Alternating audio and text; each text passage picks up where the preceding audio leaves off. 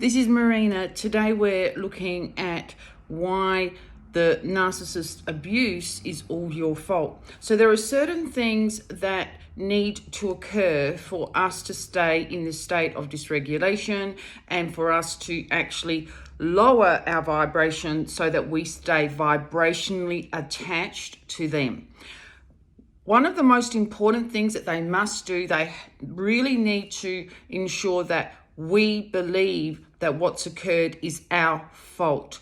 And that if they behaved in a negative way, if they lost their cool or lost their temper, it's because of what we did to them. Now, what the narcissist hates hearing is no.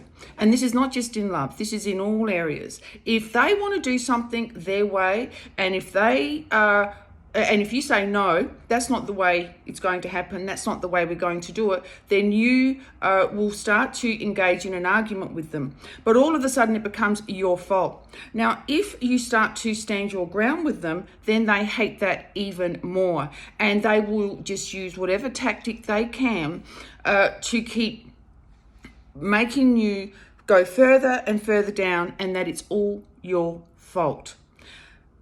Narcissists need to do very little when it comes to emotional contribution to a relationship.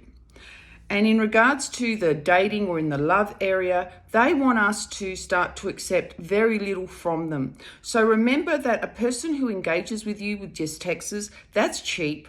That doesn't require a lot of effort. They can be absolutely anywhere. And a couple of words can actually start to make you emotionally fall into the relationship.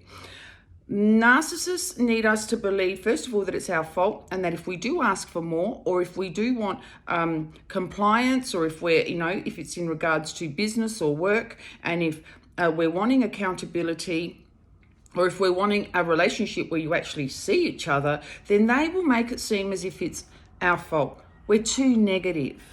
Yeah. Or, you're really asking for too much more.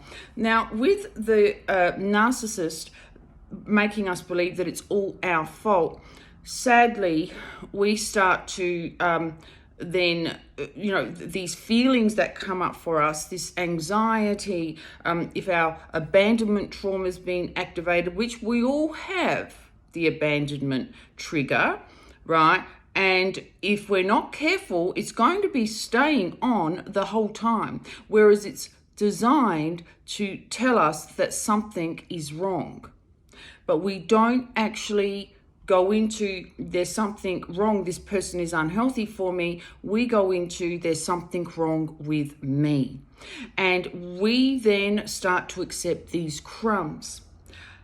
And that's what you're going to have to accept if you're wanting to stay around these type of people, whether they're emotionally avoidant, whether they're narcissists, whether they're toxic, whether they're just whatever, they're not giving you what you need or what you want. And in the workplace and in business, unfortunately, lots of times we can't do much about it.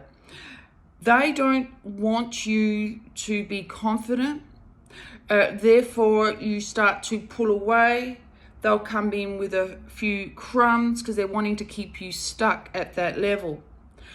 It's important for people who are finding themselves with this emotional dysregulation to start to pause and to say, no, this is not my fault. My body's trying to tell me something. Anxiety tells you that there's danger. Now, this is emotional danger, but we don't actually pause and listen to the anxiety. We start thinking there's something wrong with me, and then we go on to this hamster wheel. Don't let it happen. If you need to break free from a situation that you are currently finding yourself and you're finding it very, very difficult, please reach out because I can help you. That's all for now, and take lots of care.